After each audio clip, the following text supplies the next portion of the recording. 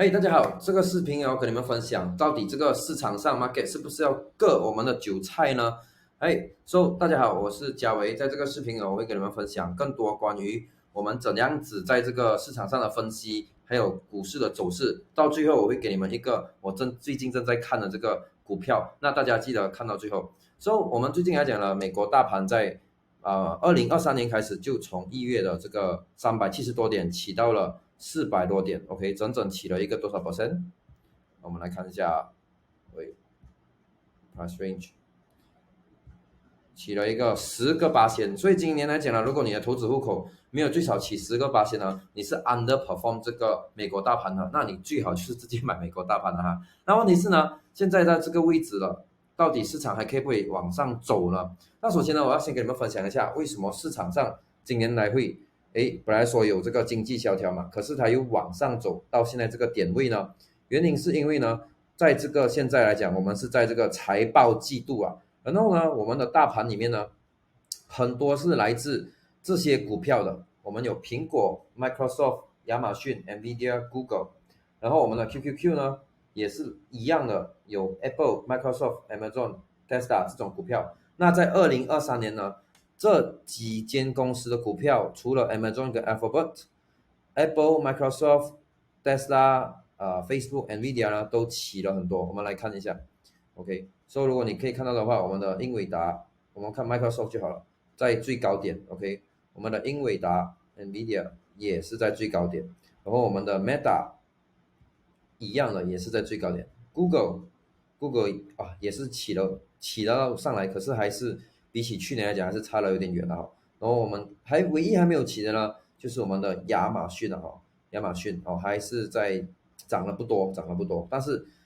纵观这样子看的话呢，每一个篮子里面的这个 ETF 里面的股票呢，都去到了历史新高。所以简单来讲是什么呢？接下来我们的大盘有没有可能再往上走，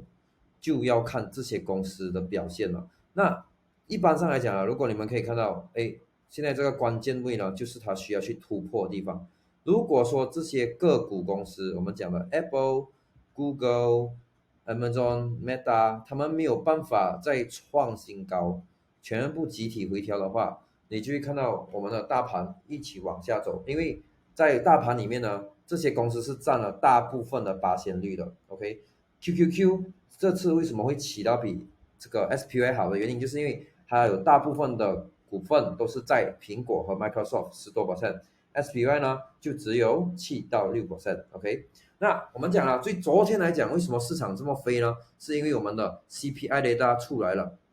所以我们来看一下我们 CPI data 4.9%，有史以来最低啦，自从2022年过后。然后呢，中国来讲呢，现在也是在最低的去到0.78%了。所以我们的这个美国的这个行情来讲啦，都不错。那么来看美国的，去到4.9最低了，也就是这样子，别人就觉得，哎呀，我们的美国做事很好啊，政策有用，所以现在股票终于可以回到如日中天了，因为我们的 market 的 inflation 被解决了。但是大家不要忘记，我们的 target 是去到2%，and 那在去到2%的时候还有一段路，但是你是看到有 progress 的，一年后终于从8掉到去5了，扣了3%，那我们还有一年的时间可能就会去到2%，然后美联储才会真正的去降息。 OK， 到现在它还没有降息，所以也就是这样子呢，我要跟大家讲一个 warning。虽然说现在有很多好消息出来现在呢我们的股票呢都是向上的，可是你要知道有一个东西叫做 sell in May and go away。 在这个 sell in May and go away 来讲是怎么回事呢？通常5月份过后，历史数据显示表现都来到比较差了，有时候也是有正能量的，但是5月开始就是开始一个转折点。然后再加上呢，最近的美联储的这个 Fed balance sheet 也是在下降中，你可以看到5月2号是有这样的情况了。所以我要提醒大家，这个 market 的向上呢，如果你之前没有买到，不要盲目的去追踪，等到它回调等到大盘回调。什么叫回调呢？也就是说这样子，它有一个 downtrend 回到来这个 support level 的时候，390块的时候，那可能是一个你比较好去进场买更多的方式。那在短期来讲呢，以这样的走势来讲呢，它很有可能可以突破新高了。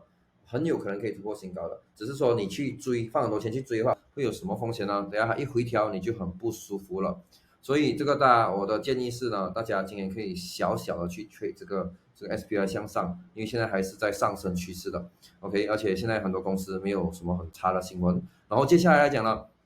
我们的数据来讲，今天晚上有这个美联储的人出来讲话，然后接下来呢，我们的这个5月份呢，其实就没有太多的这个新闻了。我们来跟它放这样子看啊，OK，你看，就这几天的话，会有几个美联储的人出来讲话，但是在接下来呢，就是这些 PCE 啊、Job 啊、ISM 数据，不是很大的影响，所以我个人觉得的话，股市也不会因为这些新闻而导致大跌很多。如果是有回调，大家可以上车的机会。OK，那最后刚才有讲到嘛，中国的这个利息，我们 inflation rate 是掉到最低的，我们讲通货膨胀哦。那在今天来讲呢，有京东这个公司出成绩了，所以我希望呢，今天呢这个京东出成绩过后，我自己本身呢，是有在看这个公司的，当然不是买卖建议。那如果说京东这个公司呢，在今天出了成绩过后，它又来给我一个大跌的话呢，我会觉得这个现在是一个非常不错的一个长期投资的一个机会。虽然说中国公司是有这个风险，那当然来讲呢，现在的 TA 的感觉来讲都很不好。都很不好，在这个京东，反而是你们看这种你觉得它会起高跌的公司，越起越高，越起越高，所以大家这种起越高了，短期内不要跟它做对，它是上你就跟它做上。如果说比如说像这种公司，哇，2天内起了这么多，你一直觉得它会跌，但是它并不跌，所以大家最好就是等到 resistance 或者是在我们讲的阻力的位置，你才去做你的操作。通常在现在这个年代呢，我们的公司要讲到 AI。这些公司才会起啊！你看这些只要是 Square 最近有出成绩 ，bro， 没有讲到 AI 跌 ，Tesla 没有讲到会运用很多 AI 在它未来的这个生意里面也是跌，然后以此推类啊，你们可以看到很多公司像 Meta 讲了它就一起 ，Microsoft 讲了它就一起 ，NVIDIA 讲了它就一起，所以现在已经是一个 AI 的时代了。如果说接下来你们想要听我分享一些更多 AI 的股的分析的话，记得在下面的 comment 留言，记得点击这个 subscribe button， 然后 share 这个影片出去。你把你想要知道的公司的 THR 留在 comment 下面，我在下个礼拜会跟你们分享更多我对个股的这个 charting 分享。那我们下个视频见，拜拜。